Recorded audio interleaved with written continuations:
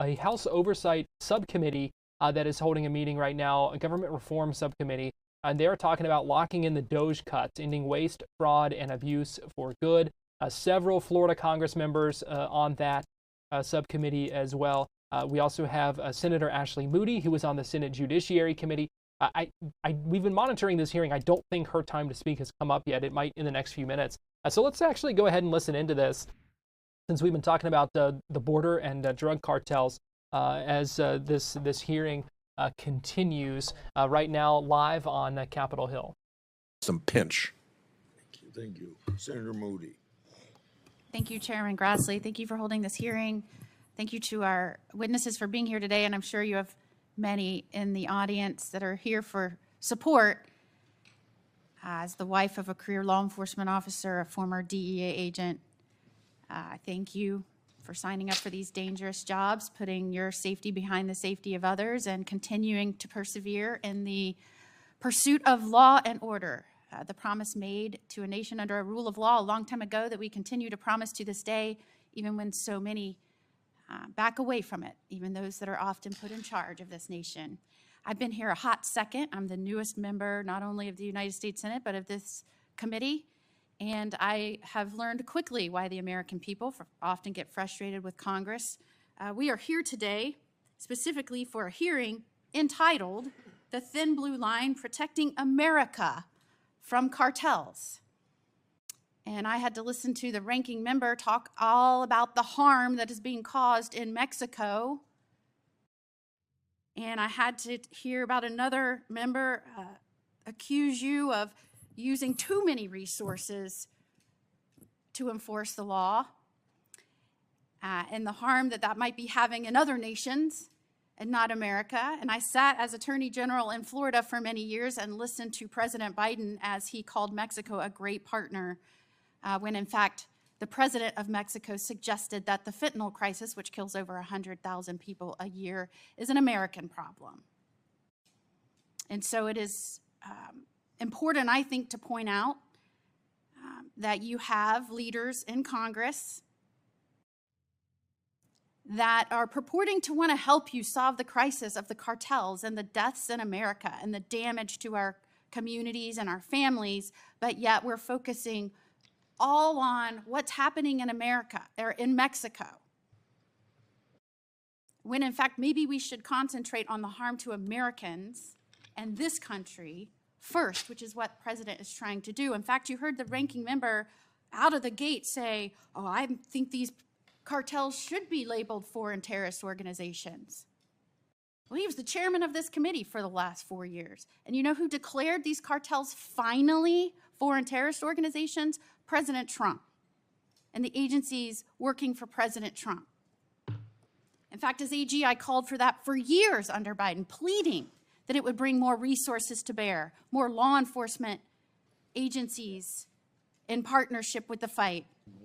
And it fell on deaf ears. In fact, do you know how many hearings we had in this committee over the last 4 years under President Biden? Under Democratic leadership on fentanyl? Zero. Zero. So I want to thank you. As many politicians and leaders in states around this nation undermined law enforcement, tried to defund them, encourage attacks on law enforcement right now as they're trying to do their jobs, that you and so many men and women in law enforcement, not just federal, but state and local, stand bravely and strongly on that thin blue line because they know what it means to be a free people under a rule of law, and that is that you need men and women willing to take the criticism and the attacks and do their jobs and enforce the rule of law. And the fact that you three and so many like you proudly took the oath and wore a badge for so many years, putting your safety behind others, like myself and my family, I want to proudly and make it a priority to say thank you. In fact, everyone up here should publicly say thank you, and to every law enforcement officer out there right now, especially through the last 4 years, as President Biden broke down the border and unleashed drugs, cartel members, those who had barely been vetted into our communities. And you know who held that line? Who showed up every single day and put on a bulletproof vest to protect us in the face of that danger? Law enforcement. They stood on that thin line between chaos and order, between good and evil, for us, and in a broader sense, for this country and what it means to live as a free people under a rule of law. So publicly and proudly, I say thank you. And I want to ask, what do you need to protect America and this nation and our people, first and foremost? Because the last person that had that job abdicated that responsibility to an auto pen. So we need to say, not how can we first help other countries? How can we first help other nations? How can we first help America?